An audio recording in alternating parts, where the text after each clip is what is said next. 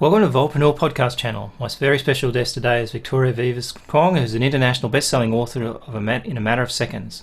She's a healing and shaman teacher, a spiritual leader, and host of the Divine Sexuality podcast. She has helped thousands of women around the world to greater fulfillment in their lives and help others do the same through energy and healing and spirituality. Welcome, Victoria, to the show. Hi, everybody. Very different conversation piece today, because normally we don't talk about this sort of stuff on an entrepreneur show, but it's interesting we've had some dealings with Victoria before, so it's really cool to have her here. And she's got a very interesting story, and part of that's in her book, which we'll talk about. But Victoria, give me a little bit of a snapshot of your background, because even the first chapter of your book is bad enough as it is, but just give me a bit of background where you came from and where you are now. Well, yes, it has been quite the journey. I come from Spain, so I grew up in a dictatorial regime, so it was ultra-conservative. So just to give you an idea, sex was strictly for procreation. So imagine the repression that I grew up under. It was a very, very different situation from here. Another thing that was very different is that I was the only black face around. So I didn't meet my first friends that were black until I was 14. So it was a very, very different culture, society. And as you can imagine, that really redefined who I was and determined certain aspects of my life. So coming here to the US, of course, was almost like a liberation. And right now, Spain is not like this, but it was quite the journey for sure. Cool. That sounds really cool. So part of what I guess we don't want to destroy what they say in your book about your background and stuff like that. But obviously, you when you came to the US, you didn't come over here into the US to as a rich person all the time, did you? So you're pretty poor. How did you survive in those early days? I mean, obviously part of the entrepreneurial kind of journey is that my theory is that I could put myself in any city with $50 and within 6 months have a business, right? And I know that because I've done it twice, right? So from scratch, no money, like booking and just basically do it from scratch. And that's a thing that most entrepreneurs, I think it's almost like Survivor. If you could drop them in an island and they survive, then that's really a testament to an entrepreneur. I think if you haven't got the guts to do that, then you shouldn't be an entrepreneur, right? So what was the sort of things that you sort of did to get yourself, like obviously you started, did you work? I think you said you worked in some movies and stuff. So how did you sort of get started? It has been a very fun adventure. In Spain, I grew up in the ghetto, so I was already kind of familiar to the idea of poverty, but I made it big in television. So I was one of the first black faces in television in Spain. So I had a very good status in Spain, but I didn't feel happy there. So I wanted to move to a different location. And guess what? The other side of the globe. Why not? Right, as you do. I didn't speak English, so that was challenging too. I didn't know anybody. So it was kind of challenging. And even though I had my status in Spain, at that time when I came, I just had to start from zero. So 1 month in, and I had like $14 in my pocket. Okay, I didn't have a car, I didn't have friends, I didn't have anything, just $14 in my pocket. So I just thought I'm going to just be homeless. And in fact, I didn't have a place to live, but there was a savior. So there was a situation in which I was able to start working, and just from the ground up, build my business now here in Los Angeles and get to a completely different situation for sure. Yeah, so I mean, at the end of the day, like it's a gradual process, but at least if you go to a country that's open to that kind of thing, right? So in a country where it's very closed down in terms of capitalism, it's very difficult to rise up from that level, isn't it? So I mean, it is tough. I just feel that we have to have the determination to make things happen, and that's essential for an entrepreneur. And I actually came with a friend, and my friend in that 1 month, he just left. Right, gave up. Yeah.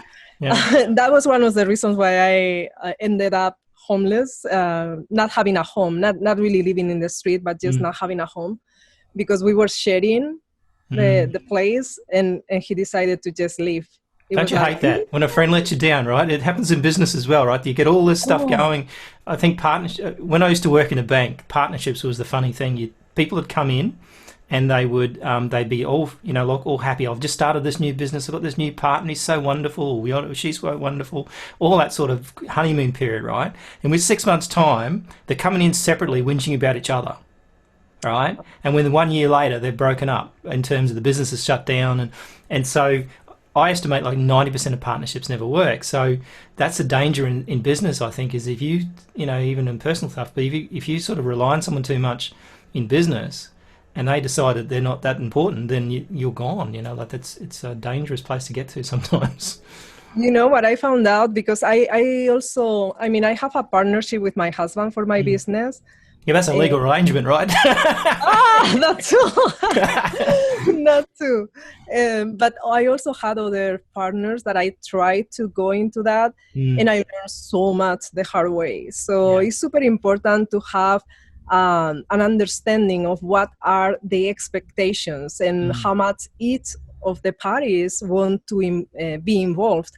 What are the standards for each of them to work and dedicate to the company. So unless that is clear from the beginning and in written, it's a disaster, because we have in our minds, we are talking and it might sound like the same, but it is not. No. It is not.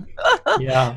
And I think if you've got two working partners in a business, that's the hardest part, because if someone's just financing and putting the money in and their expectations, it's not so bad. When you have two working partners, I remember, I think in a bank, and I was working in a rural town, and the two owners of the business, one guy, he didn't even know the other guy's home number, didn't know where he lived, nothing. He knew nothing about him. Like, they went to work and they worked together, but they had nothing to do with each other outside of work. Wow. And that relationship lasted, I think they were in business 20 years, because they had kept that thing separate. They didn't get in each other's pockets. And so I think it's very important, I've seen, is that if you're going to get into a partnership, you must be real clear about what you want. And I think that's, joint ventures and stuff like that I've seen happen too in business. Like, you make a joint venture and then the other person does nothing. And you think, why didn't they do anything?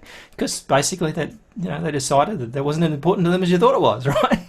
Yeah. Exactly. If one person has the priority of family, which is beautiful, and the other person has the priority of making sure the business stays afloat, then the person with the interest of family might work half the hours of the other person. Yeah. And, it's totally understandable. And as long as it is clear from the beginning, then it's fine. Yeah. But then, of course, sometimes it is not clear. So we'll go off partnerships in a second, but one of my partnerships that I did, which cost me like at least $1 million, maybe $2 million. And the guy that I went into partnership with, he said something that I should have paid attention to at the time. And that was when he was in a partnership with an older guy. And when the older guy actually had a heart attack and was in hospital and wasn't doing too well, he said he went to hospital, visited him, and he was still working. At those days, there was fax machines and stuff. So he had all these faxes and he was still working up until the point where he died, basically, right?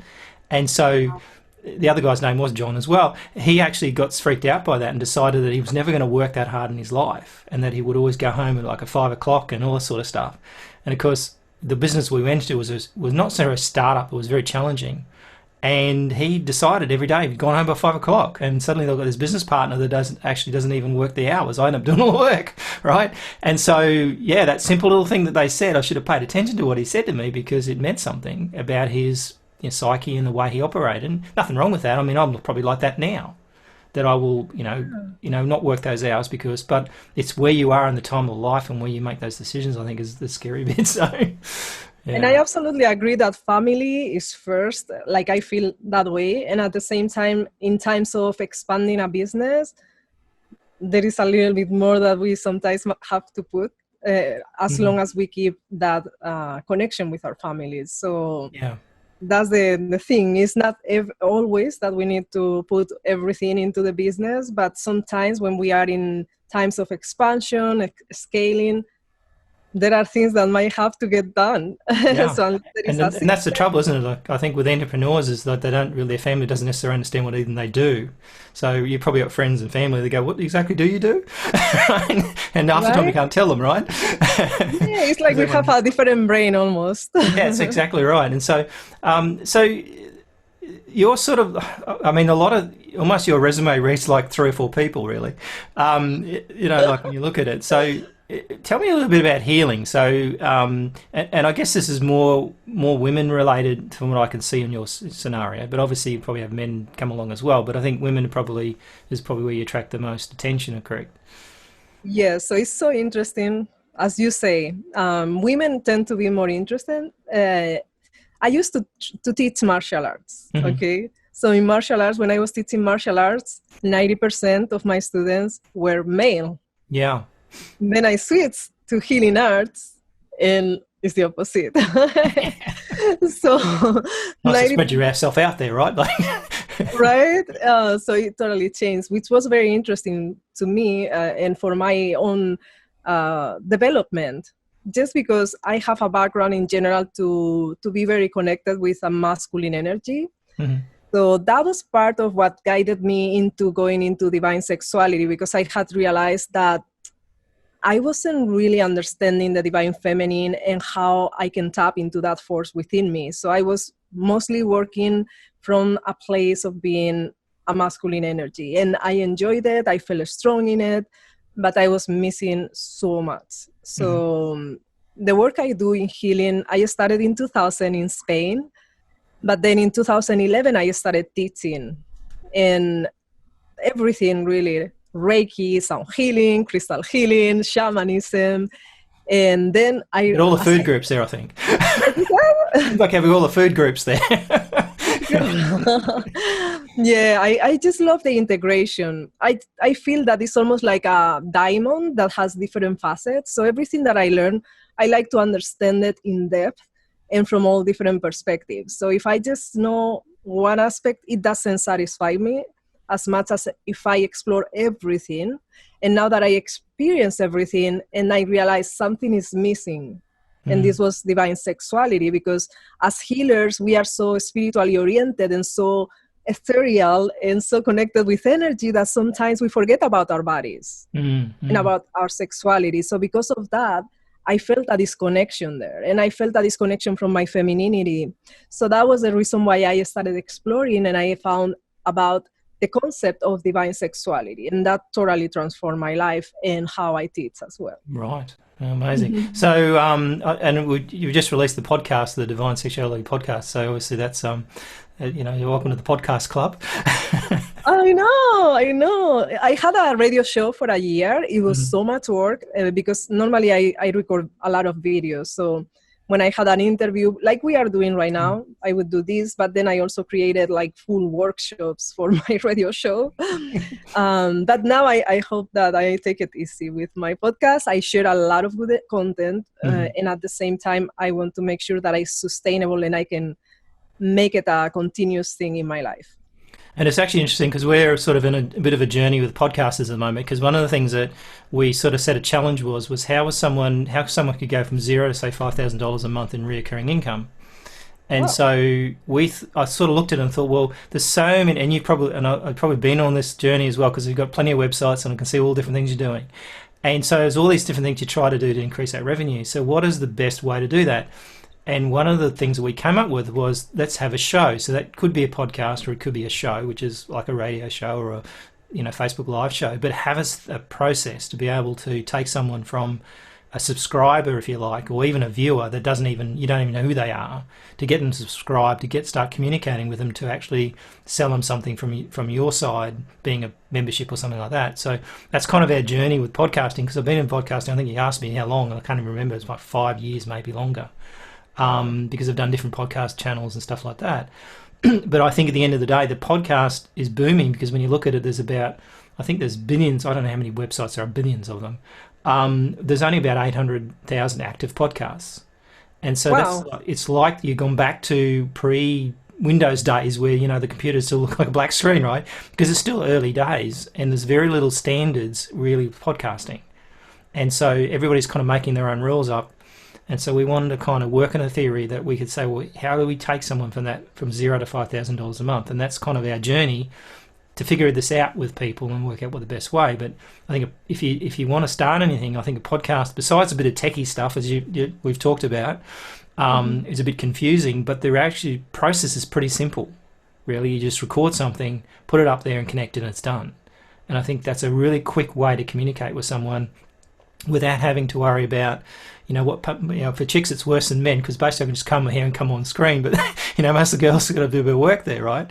And I had one client who was actually, like with the COVID stuff, she said I haven't had a haircut for like 3 months, like it's starting to look bad. So I think the end of that's such a quick little medium to do, and it's flexible. You don't have to worry about, you set your own schedule. And I think that's really what I think podcasting is. If someone hasn't done a podcast or thinking about it, I think it's worth doing it now, because it's still a growth industry. I mean, maybe in 10 years' time, it'll be like, like websites, and there'll be so many of them won't matter. But right now, I think it's the best opportunity ever to stand out in a market that's not that crowded.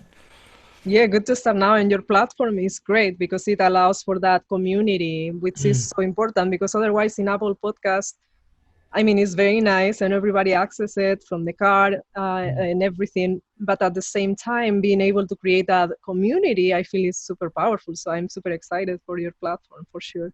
Yeah, and I think that's the secret. Is the problem is that most people create something like a show or something like that, but they never put any background into it in terms of how that customer journeys from, and you get subscribers. So if you look at a TV channel, they're getting people to watch, getting subscribers, and they advertise to them.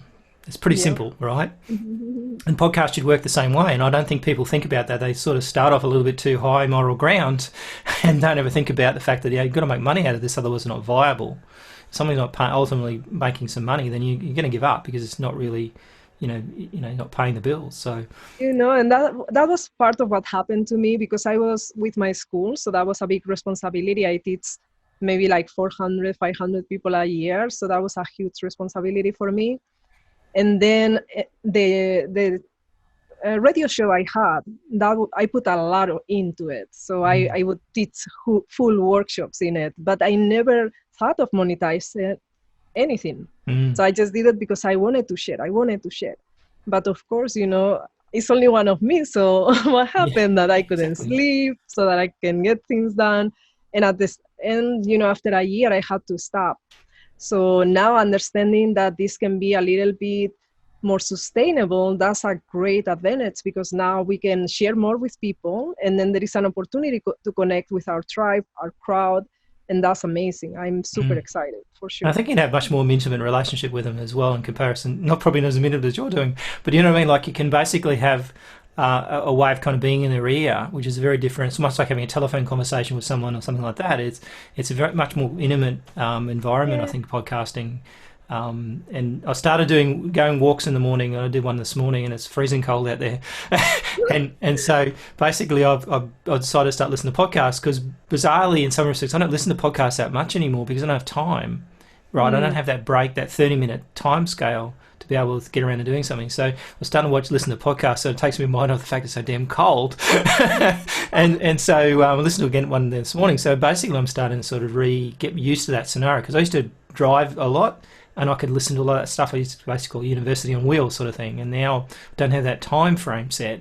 So I think it's important in some respects, just as an entrepreneur, to try and find out 30 minutes a day, do something that takes you out of what you do, and listen to something that's mostly educational, but something that will actually give you ideas. And out of those 3 or 4 days I've been walking in the last week or so, tons of ideas have come out of that, that I probably would have missed in that situation. So I really love it.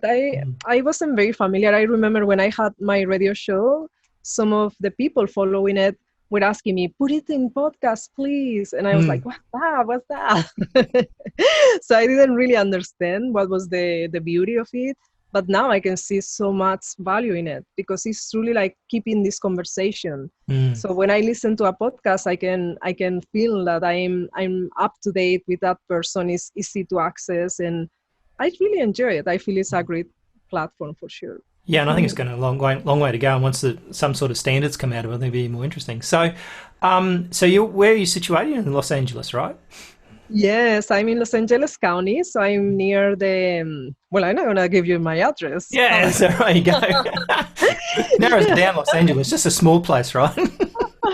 But yeah, near the San Gabriel Valley, and I love it here because Mm. I mean I love Madrid, Spain, where I grew up, and at the same time here there is so much nature, so I can go to the mountains easily. I see the blue sky all the time. I can go to the beach if I choose to. So that's what really captivated me, even Mm. though the industry, Hollywood, right? Because I Yep. was in television and all of that, and Mm. I was living in Hollywood actually for a few years. The noisiest place ever.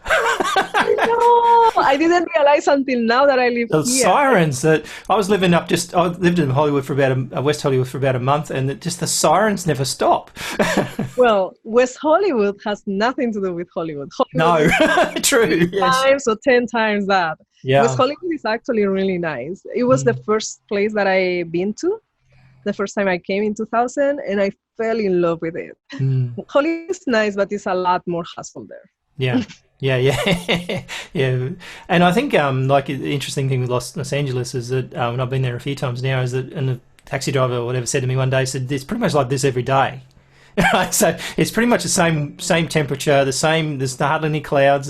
It's quite an interesting place because you're basically living in a desert, and so it's quite interesting that like the weather stays exactly the same. Like in Sydney, we go through cold weather, warm weather, really hot weather, and it's every 3 months it changes. So it's kind of like just hanging out for summer usually, because winter's not. I don't like winter. That's like in Spain. In Spain, we also go through the seasons, and I wish to skip winter always. So here I skip winter. Yeah, so I think that's going to make enough money not to have to spend winter in Sydney. So, in terms of what you're doing now, so you're running classes. This is that you do. So you obviously you're so basically to put some more pressure on yourself, decide to do a podcast as well. But so you run live classes. Is that something like a workshop kind of stuff? What how does that work for you? So I like to work at a deeper level. So normally what I do is that I teach mentorships. Mm-hmm. So I train people to become healers, to become shamanic practitioners, to become shamanic teachers, to become divine sexuality facilitators. And then, of course, I work with people who just want to heal themselves. Mm-hmm. So I work at different levels. So clients that want to come for sessions. I like to be able to provide for everybody. And at the same time, I like the idea of training facilitators and teachers and practitioners, because I feel that then I'm creating more of an impact in the world. Mm-hmm. So I do that in person, and then also I have online courses as well. Cool. So I mean, you really, in some respects, it's the whole kind of like, in some respects, you're a bricks and mortar. In some respects, because you've got people coming to see you, right? Although lately it's probably not so good, but mostly people come see you, and then you kind of transition into an online side of it as well, which is interesting. Right now is the only thing. Right now is everything online, and then and it's a big change. And I think I was listening to it's just a podcast this morning. It was very interesting. Basically, his idea was that the World War II is now finally over, because basically it's taken 75 years for the world to sort of get over it, and actually, and it sort of slowed everything down. So everything was much slower in the last 75 years than preceding times. Not many things got invented, things like that. And so what it's done is sped things up now. So it's almost like it's released the world to actually start developing more and more things. And so one of the things obviously was online, and things like Zoom boomed. Zoom shares went through the roof, and it's because people suddenly needed that technology. And apparently back in the 1920s, TVs were an event. They got more electricity, they got more radio into the houses, because obviously they had to stay shut up for 3 months or longer. And so at the end of the day, those things boomed, and that you can see this happening again with the online. It's now booming because people can't go anywhere. And a lot of these speakers, clients of mine, that were purely going out and doing conferences and speaking, they were out of business. Yeah, we need to redirect our efforts, our energy, and our focus to the things that are going to help us now. So I have noticed that, and all my classes are right now online. So my students that I have for a full year, we're just meeting online. We just meet more often, because it's just not enough to meet once a month. Yeah. We need to meet a couple of times, but it is working really well. And I feel that it's bringing a new dimension to our connection and to the development of the training. So I feel that it's a very positive things in many ways. A lot of people is frustrated and scared.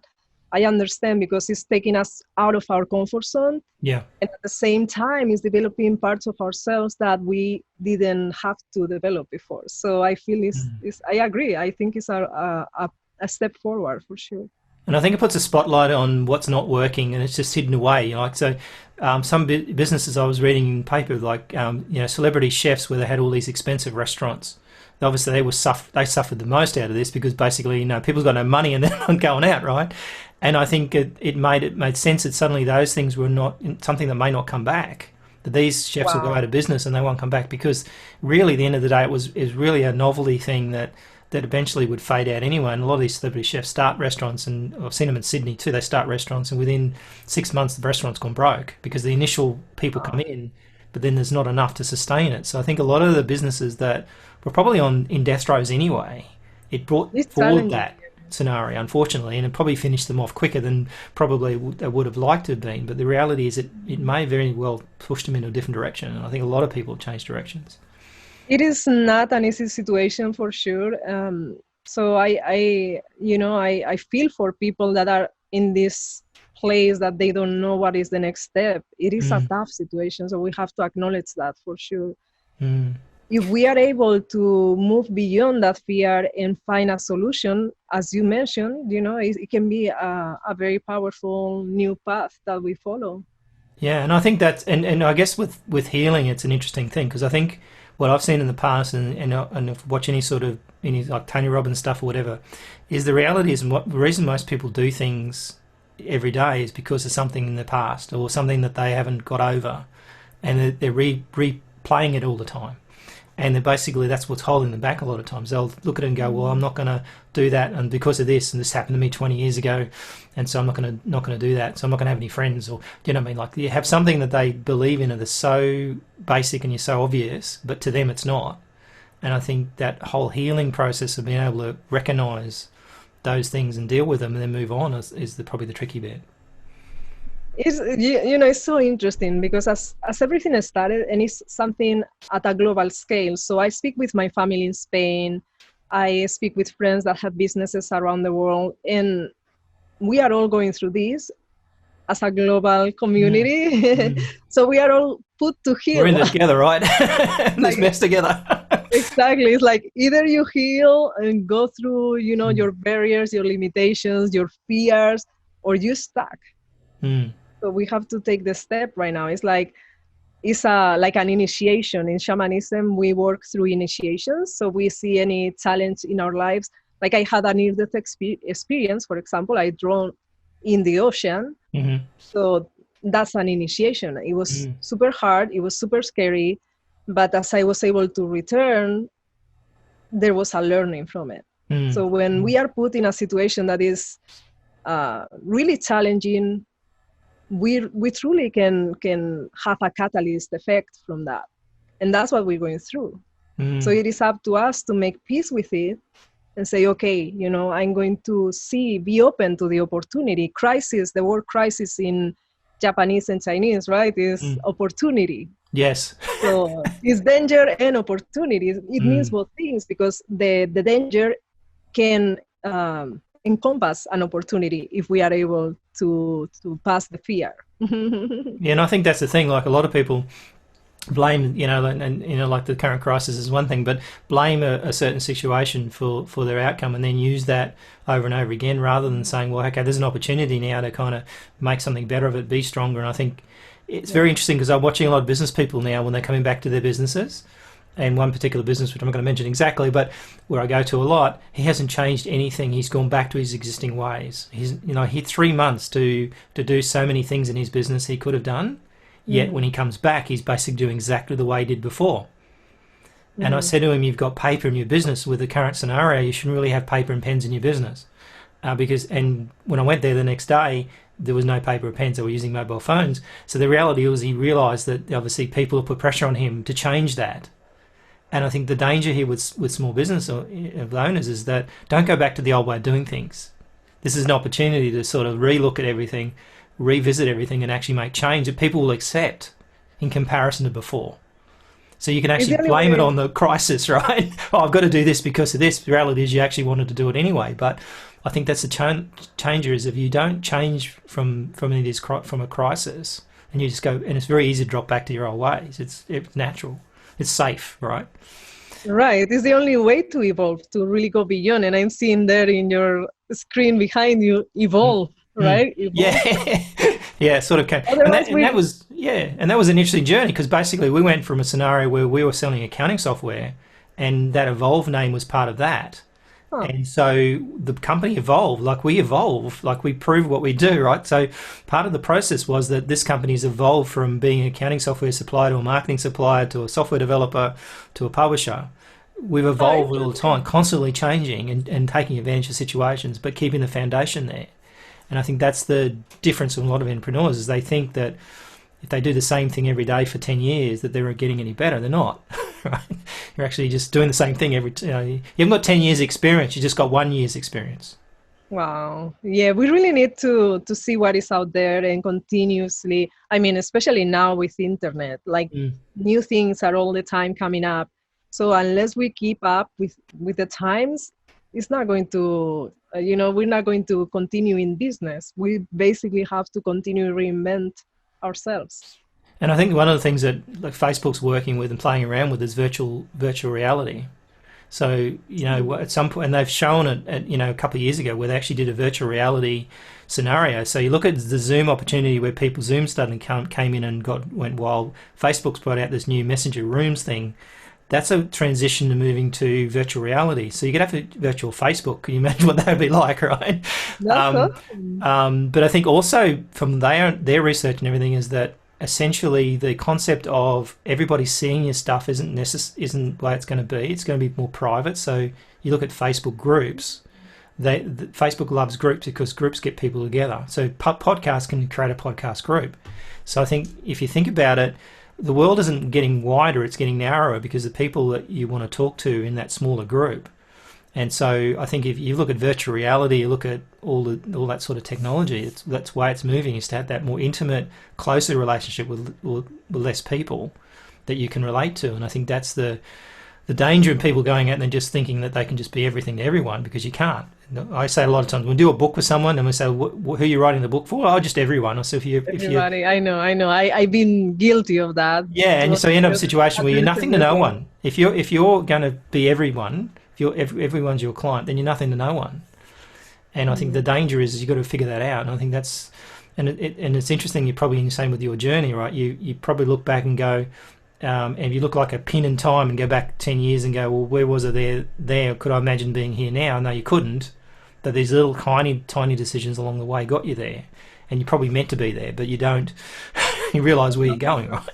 It is all part of the journey, so I'm happy. But for sure, I feel like, I don't know if you know this, but I have like 10 different websites. Do you know that? Yeah, I know that.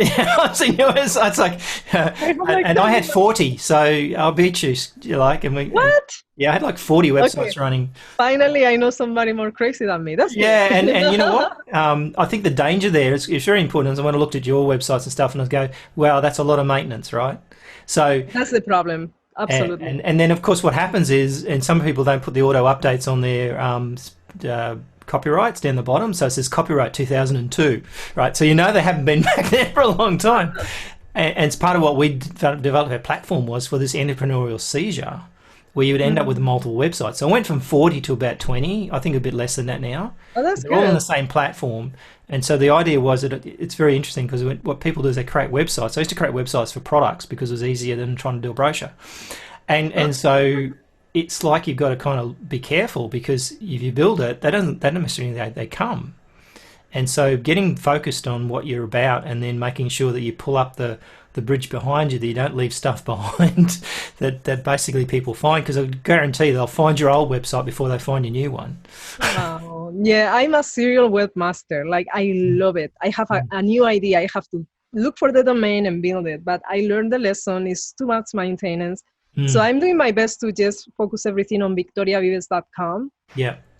Because that's me. The other are just my ideas. So it's just going to be better. Like Yeah. the same with healing, you know, I still teach other things, but I'm going to focus more on divine sexuality because it has been what has brought the greatest results to my clients. So I just want to offer what is at the top of the healing that I offer.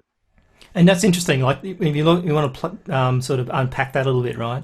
Most small businesses, and we did the same thing. You go broad. You go as wide as you can, and you try and attract as many people as you can. So you go lots of websites, lots of stuff, and then what you realise is that only some of it works. Sometimes none of it works, but it's like the 80-20 rule. 20% of it will work. The other 80% will look, you know, even the best websites in the world usually don't necessarily, they'll tank on you. And then you start focusing. So that word focus is interesting, because what I find is the closer and closer you get to that one person you can help, the better chance you've got of helping lots more people, rather than the other way around, of trying to attract all these different scenarios and thinking, well, okay, if I just, like if you were trying to do your workshop and you said, like, I want to attract men, that would be hard work, right? And you could easily make a mistake like that and think the wrong thing. Actually, you know, it's so interesting because I teach divine sexuality for women because I'm a woman and I understand my sexuality and how I went through different processes from being in Spain in this ultra-conservative regime to be now here and being married for 13 years. So I learn about myself, but I don't feel I can help men in the same way, but actually I have a lot of men that reach out and ask me because they have a little bit of challenge understanding women's sexuality. So it's something that I feel I could help with, but not yet. Yeah, and I think that's a focus, right? So if you focus on one thing and then you can move on to the next one with knowing full well what's going to work. And I think that's the trick in business, is that, and I think, you know, the whole crisis thing with the virus is the same situation. It's forced people into focusing on things, stuff that they may not actually want to focus on, right? Like their health or their wellness or stuff like that. So I think it's good in some respects to kind of have that kind of crisis, and I think that's what people do. I mean, I used to say it's like every so often life has a habit of thumping you on the back of the head. All right. And so suddenly something happens, you go, oh, that can't be good. But the reality is life is kind of saying, hey, look, you got too complacent here. You need to do something. So thump you on the back of the head and get your attention, and then you'll either deal with it or you just ignore it and keep having a headache, right? Yeah, all right, so we're coming up to an hour, so we've got to stop. All right, so tell me a little bit about, so we've got the podcast, so your website, victoriavives.com, is probably the best place to go. Vives. I'm from Spain, so it sounds like vibes, but it sounds like vibes. So I think I'm Australian and we're going to call it Vives. Huh? Everybody here in the US read it like vibes, so I'm totally used to it. I don't have the easiest name, but it's like Arnold Schwarzenegger. We just have to get used to it. Yeah, it's just not going to ever spell that. All right, so tell me if someone wants to get in touch with you, tell me probably the best way. You talked about a little ebook you've got currently called Divine Sexuality, right? Yes, I love to get in touch with my audience and with new people. So I'm super, in general, super accessible, like on social media. I'm all over the place, like YouTube, Facebook, Instagram, everything. But the best way, and you actually tried the new library out that I suggested to you too, so it was quite a cool. Yes, which is really cool. I'm very excited about that. Thank you for that. So the best way to start understanding more about divine sexuality and start hearing from me more and start a relationship would be to go to victoriavives.com/divine. So I'm going to spell it. VICTORIA, V as in Victory, V as in Victory, ES.com/divine. So in that way, you can download my free ebook, which is Divine Sexuality, different from the bestseller, which is in a matter of seconds. And that book will give you all the foundation for divine sexuality, and we can start getting in touch, because I also have a Facebook group that women can join for free to enter the community, the sisterhood. Nice. Great work. And I think, if you like, grab a matter of seconds, because I think it's an interesting backstory of what, your journey and stuff. So, and I think the first chapter sort of gets you. So go from there. So that's that one there. So for the people actually watching the video, they can see the thing. Otherwise, if you listen to audio, well, you'll have to watch the video. Yeah, it's a very nice cover. So you have to check it out. Yeah, it's very unique color. And the brand is quite nice. So I think it's a great place to start. And I think that's probably another subject we would have got into was a bit about branding, because I know you like design and stuff like that, and that's it's a good thing to be in business, to make sure you got good design, good branding, and keep consistent. I love that. Yeah, with the webmaster thing that I have in graphic design, I work as a graphic designer, not very much, mostly for myself, really. But I just love everything to look cohesive, and I feel that it speaks for itself. So it makes people feel in a certain way, and it transmits a message. So I feel that branding is essential for companies. And I think what I see a lot of entrepreneurs who have really bad websites sometimes, and so like looking at it doesn't cost much more to make it look nice. Right. And I think at the end of the day, a lot of people nowadays, it's like a given, right? 20 years ago, 10 years ago even, you could get away with a badly looking website because a lot of people had them. But reality is nowadays you need a good looking website, because without looking professional and clean, people are going to think, well, okay, their backyard, they're not, straight first impressions do count. It's like book covers. People say, oh, you can't judge a book by its cover, but you do. Right? In fact, you normally judge a book by its sleeve, like when you're looking at a shop. So it's even worse. So unless the person has already a foundation. Like I have some of my teachers don't have the most fancy websites, but they have been teaching for 50 years, 40 years. So they already have a strong foundation. They have the first websites that were available. So it is okay. They can get away with it. Yeah. But for people that is more new, they really need to present themselves in a way that is in harmony with the times that we are living. Yeah, and also in harmony with who they are and what they are. So, in some cases we see websites where they basically are not what they are. Like when you talk to the person, it's totally different. It's almost like someone else did it. They're either bipolar or someone else did the website, most likely. Someone else wrote all the stuff for them and never got involved, right? And I think that's the danger, is that the website's got to reflect your personality. It's got to reflect who you are. At the same time, your first impressions, people, average time on websites probably 7-8 seconds. So you've got no time to muck around. Yeah, I would say 2 seconds. Like some people, we have so much information, so many websites, and we don't have so much time with social media and everything. We don't take the time. Yeah, if you don't grab their attention, you're gone. They'll forget about you from then on. So very cool. So thank you so much for coming. I think we had a couple of false starts here to get this show on the road, so it's really good. It's probably better timing now. Like I think 6 months ago we're going to do this, and I think it's better now that you've got some more stuff on there and you've got much more focus on what you do. So I think it's great. I agree. That's true. Thank you for reminding me that. Yeah, because I think you were sick on the day or something from memory, and so maybe the universe was saying, hey, don't come on the show yet. You got something else to do beforehand. Yeah, I'm excited. This is perfect timing. All right, so cool. So we'll put up the links and everything for Victoria's websites and stuff like that. So if you don't remember, it's okay. Come to the thing and pick it up. If you like the show, then do it. Please give us a review, and I'll talk to you again soon, Victoria. Okay, thank you so much for having me, and thank you for everybody listening and watching. Thank you. Bye. Thanks heaps. Talk to you soon.